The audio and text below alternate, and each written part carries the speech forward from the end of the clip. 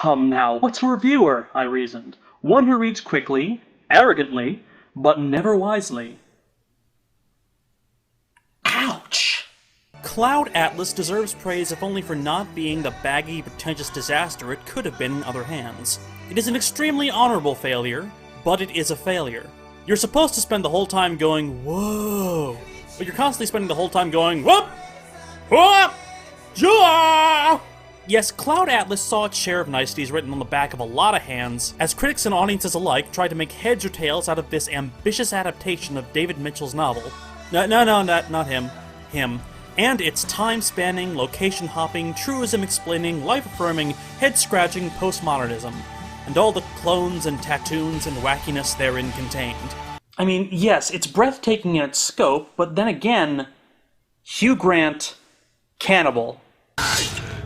I'm just a boy, standing in front of another boy, asking him not to eviscerate me. Ultimately, Cloud Atlas is a movie which demanded to be talked about.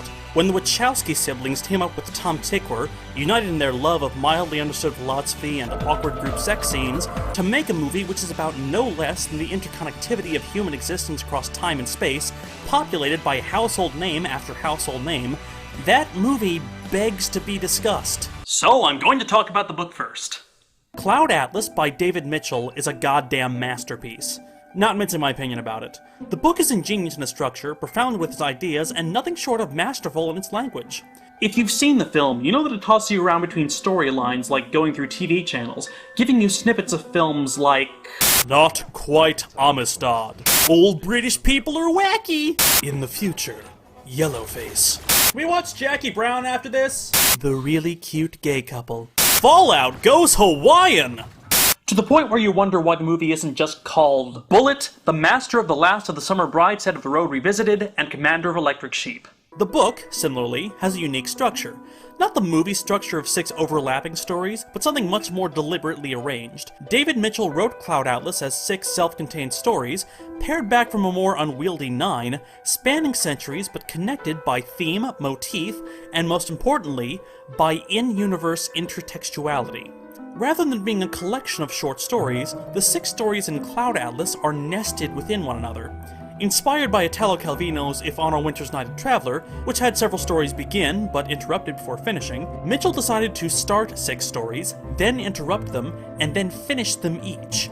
In musical terms, the structure is A, B, C, D, E, F, E, D, C, B, A. And so reading the novel is like riding a bullet being shot through a Matryoshka doll, going through each layer before exiting the other side.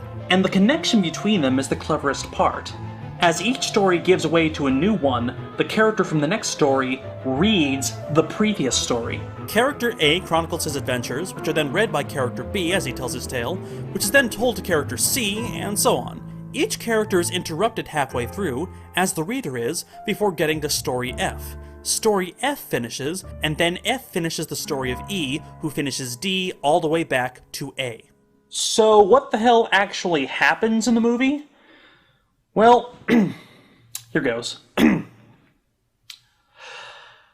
Adam Ewing is an American lawyer sailing across the Pacific who saves a stowaway Polynesian man from execution as he lays dying from a tropical parasite. While he's treated by a doctor, he writes a journal about his voyage, which is then read by Robert Frobisher, disgraced son of a wealthy family who runs away to interwar Belgium to become the apprentice of a great composer. As he works on his masterpiece and warms the bed of the composer's wife, he writes letters to his lover Sixsmith in Cambridge. When Sixsmith grows old, those letters fall into the hands of Louisa Ray, ace reporter for Spyglass magazine. As environmentalists protest the building of a nuclear plant in a Californian city, some key figures start to disappear, and it's up to Louisa to get to the bottom of a conspiracy that could endanger millions of lives. Her investigation is then turned into a thriller novel, which is reviewed by Timothy Cavendish, a cranky old London-based publisher who finds himself in a pickle when a writer he manages kills a critic, causing his book sales to skyrocket.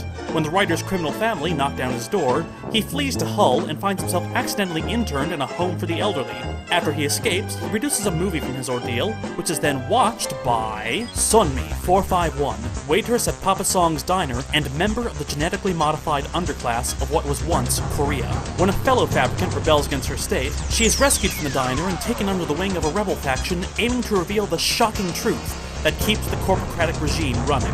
When she's captured by the state, the interview she gives before her execution becomes the holy text for a new religion, and is worshipped as a goddess by Talisman Zachary, a shepherd on the island that was once called Hawaii before the fall. After seeing his family murdered by the cannibalistic Kona tribe, he meets with one of the last survivors of fallen civilization as she desperately tries to preserve the last vestiges of advanced technology. Zachary tells his story around a campfire to a Narragansett, who tells a story to a Mallard, who tells a story to a Rhode Island Red. It's an historical, star-crossed, thriller-satirical, cyberpunk-apocalyptic turducken.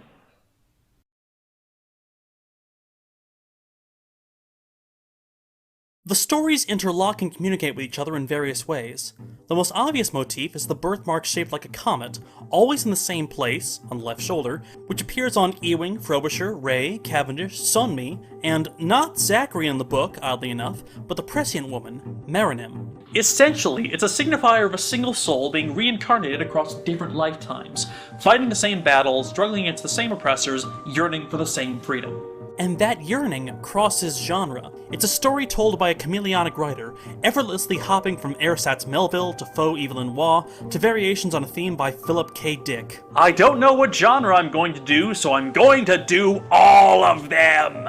And although each story is told in a different genre, look closely and there are some neat bits of symmetry in the 6 stories.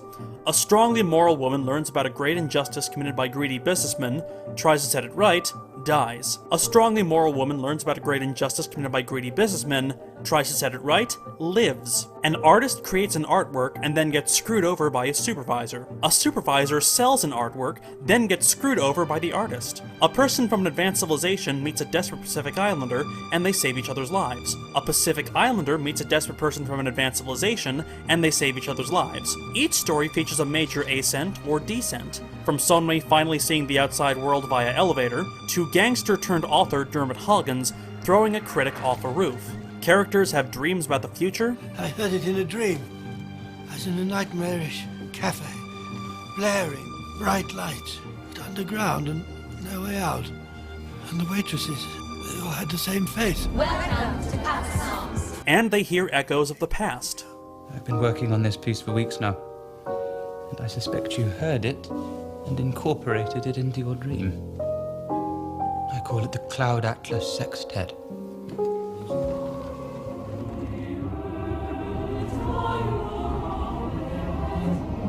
Though this part was an invention of the film.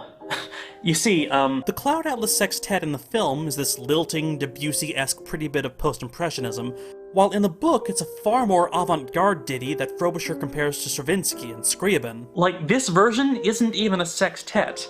I mean, for a sextet you need 6 players. I mean, that's quite structured. Actually, in the novel, the piece, you're zoning out because this is all tangential to the actual themes of the book, and you're right! Moving on! Back to the thing! Eagle-eyed viewers might notice that cannibalism shows up in most every story. This beach was once a cannibal's banqueting hall.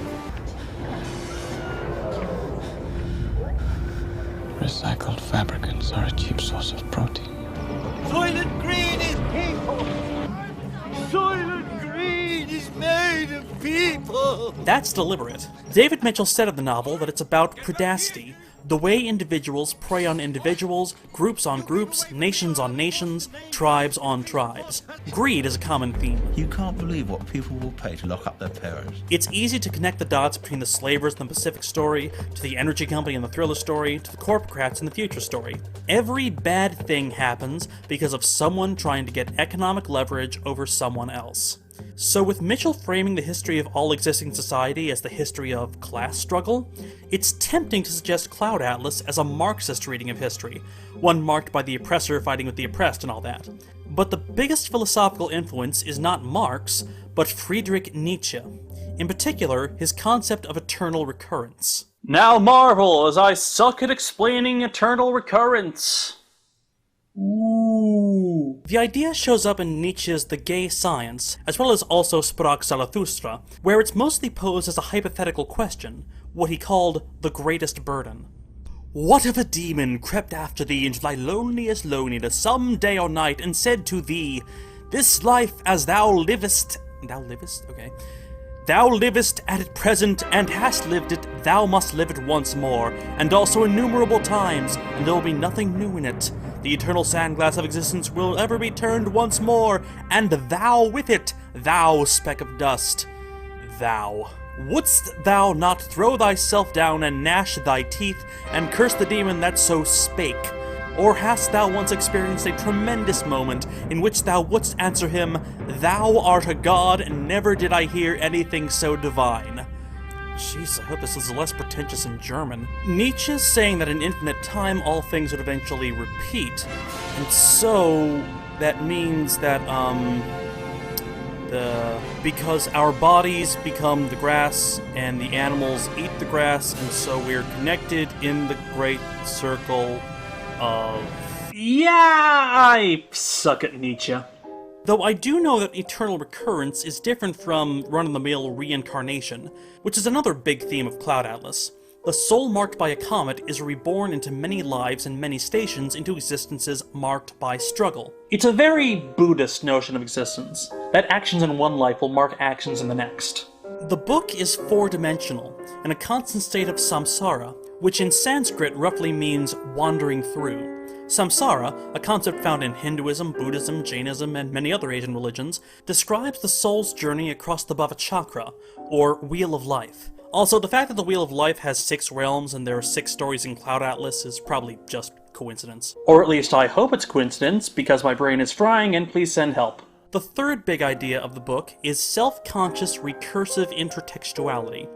I already mentioned that every main character tells the story read by the next character. But it's even more complicated when you realize that every story is a fiction.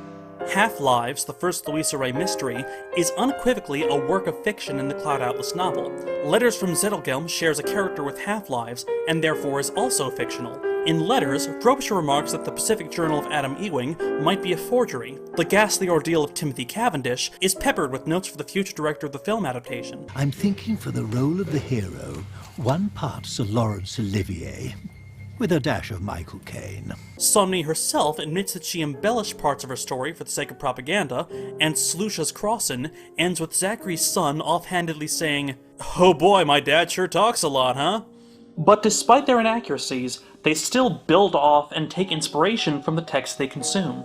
Frobisher ponders the convictions of Ewing, Cavendish imagines himself to be the protagonist of a thriller novel, and Zachary worships Somni as a deity.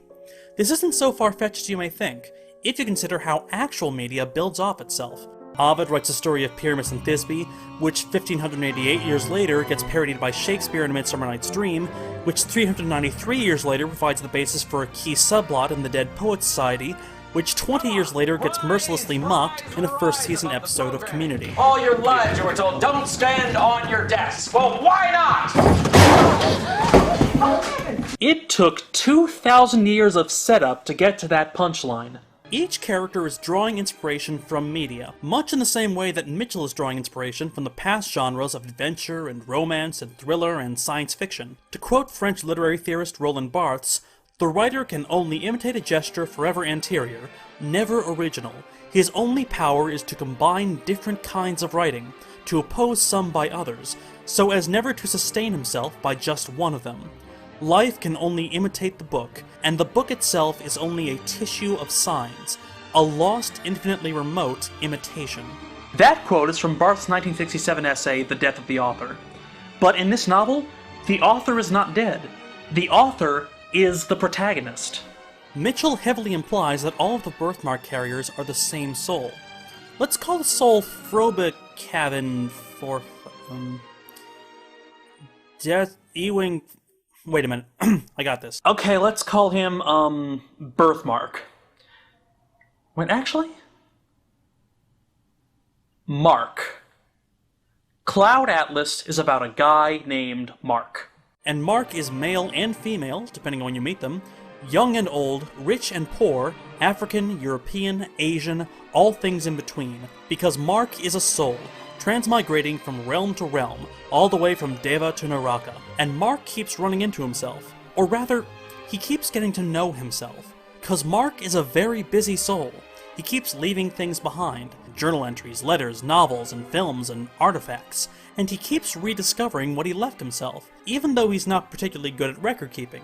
But each time he finds himself, he builds off his own ideas, and makes some new ones, so that he may find them again in his state of eternal occurrence, or samsara, or whatever. Mark is a soul learning about himself.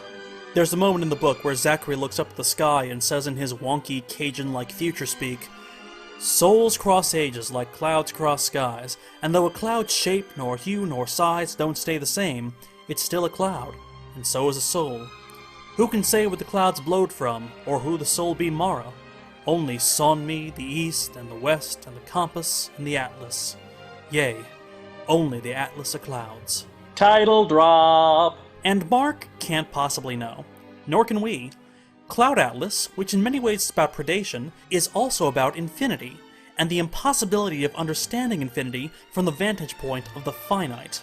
Our lives exist only briefly and from only one vantage point. Like, I'm a body named Kyle Calgren, who will only know what it's like to be Kyle Calgren. But in that finite time, we study the past and imagine the future, and in doing so, we make that past and present our own.